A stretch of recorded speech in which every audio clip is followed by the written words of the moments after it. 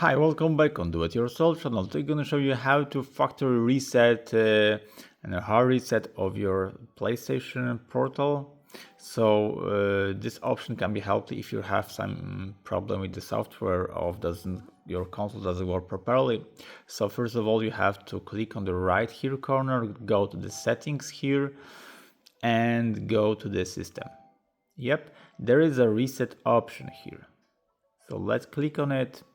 There is information about losing all the data. Click on the reset and now your console will be resetting and delete all the data and start with the new fresh software. So one more time, you lost all your data when you do that. So do it if you want it.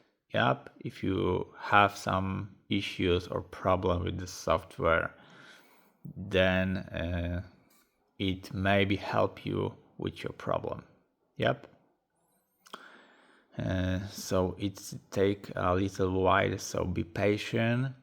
Your console now is already right in the new software, so you have to wait.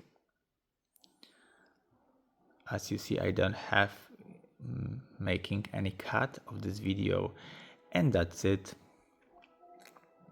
Now you have only start with your PlayStation, choose your language, connect with your PlayStation 5, and that's it. Now you have to know how to do the factory reset, and if you want, give a like and see you by next video. Hey!